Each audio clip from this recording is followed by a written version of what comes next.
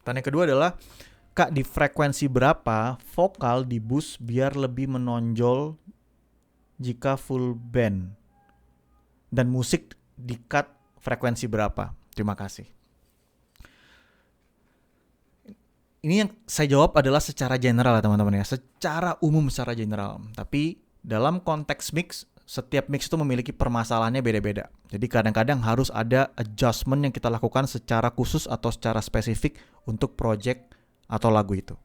Tapi yang saya akan jawab ini jawaban secara general. Oke, secara general ya. Jadi jangan bilang, oh saya waktu itu pakai agak beda mas itu ya. Karena mungkin itu spesifik case gitu. Tapi ini yang secara umumnya, secara general yang saya mau bahas.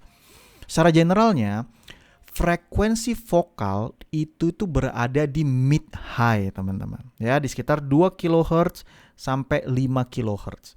Jadi, kalau cara gampang banget misalnya waktu waktu saya lagi ngerjain mixingan iklan gitu.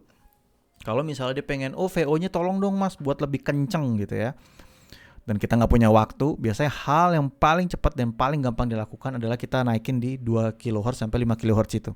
Di situ vokalnya atau VO-nya langsung pasti langsung kedengaran. Karena range vokal itu berada di situ gitu ya. Nah, tapi di sini saya kasih caveat juga ya. Tapi usahakan atur di mix per instrumen, bukan sekedar langsung potong di bass musik jika ada. Maksudnya jika ada, kalau dalam mixing teman-teman, vokalnya sendiri itu nanti ada satu bass yang khusus untuk musik gitu ya. Teman-teman kirim semua output musik ke bass itu, terus langsung potong di 2 kHz. Ya bukannya nggak bisa, itu umum banget dilakukan. Tapi saran saya hati-hati, kalau bisa dikurangi. Ya, yang saya sarankan adalah kalian atur di mix per instrumen seperti itu. Jadi vokalnya jadiin ya teman-teman. Harapan saya adalah teman-teman udah lihat ya masterclass yang ada di Mentor Musik Pro. Jadi teman-teman kerjain dulu vokalnya sampai sekitar 75-80% gitu ya. Lalu diadu nih sama setiap instrumen gitu. Nah, dalam pengaduan ini waktu kalian mengatur balance atau nge-mix antara vokal dan instrumen yang lain, di situ kalian harus perhatikan di range itu mid sampai mid high-nya seperti apa nih. Mungkin untuk instrumen gitar misalnya kalian ngerasa, oh kita pengen vokal sama gitarnya lebih deket nih. Nah, mungkin waktu di sini range yang dikurangin di 2000 sampai 5 kHz itu lebih banyak yang dipotong.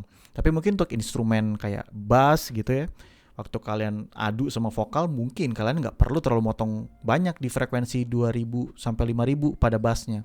Karena itu bukan frekuensi yang dominan untuk bass seperti itu. Oke?